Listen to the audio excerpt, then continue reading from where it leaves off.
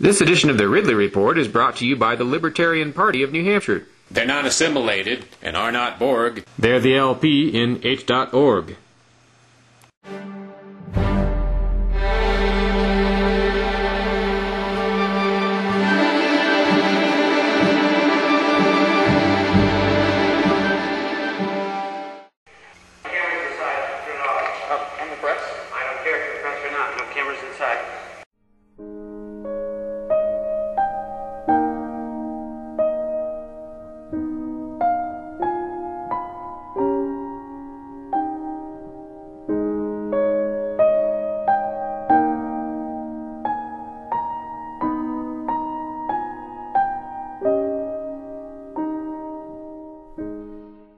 But anyway, he asked the prosecution and the marshals or something along those lines if they had informed Kat that one of these failure to appear offenses carries the maximum penalty of 2 years in jail. He said if and again, I'm not sure it was something he was accusing Kat of already having done, or just something potential in the result as part of a possible bail signature. But anyway, he said in this point, he said he sort of like raised his eyebrow and said, "Well, then it wouldn't be just a little joking matter for you anymore if it was 2 years in jail, something like that." So he was that was the point where he was probably most threatening. I don't know if I mentioned this before, but the authorities seem to be pretty good about giving us correct times, and places where things were going to happen.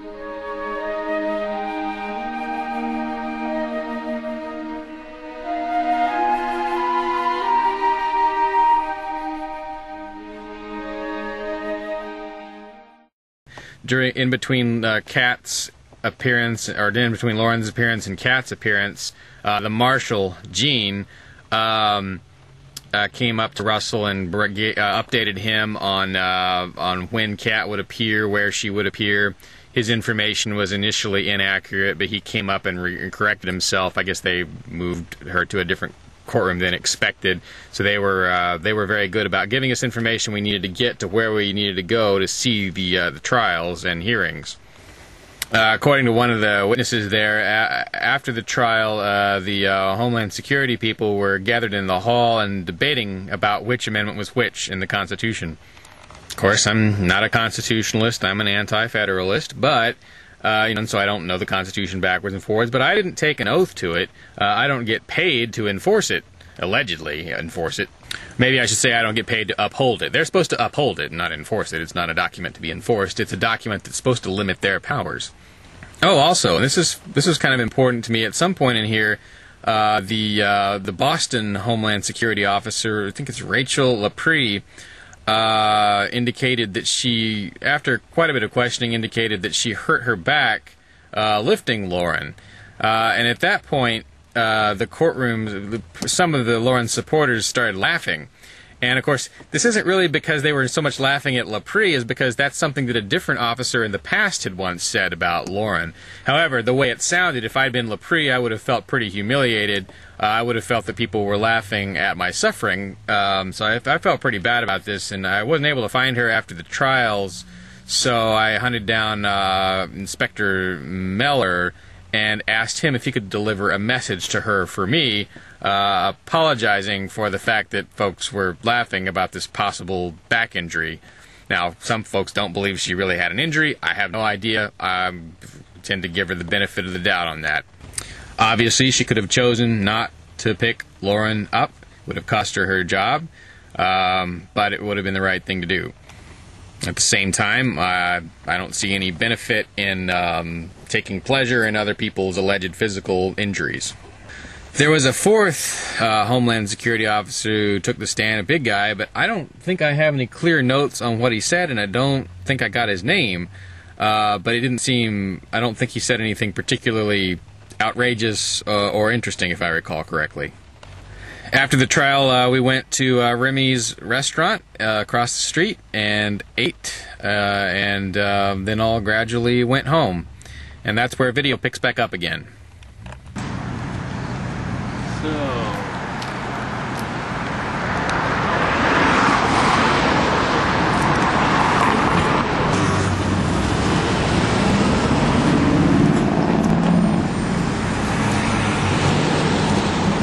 Say what? We have more free Lauren signs and we know what to do here. We'd have trouble driving down the road with all these. So Kira is under orders to continue her homeschooling endeavors and study till her mom's back safe and sound.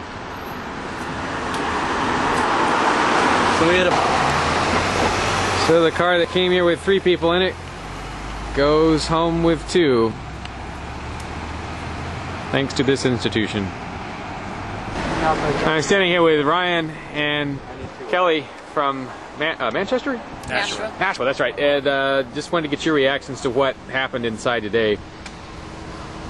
Yeah, it was really interesting seeing it all happen. I was really surprised with, particularly impressed with Kat's what she said when the judge wanted her to plead guilty or not guilty, and she said she was not guilty of being part of an organization that, for instance, commits torture. I was really impressed with that. She's a brave woman,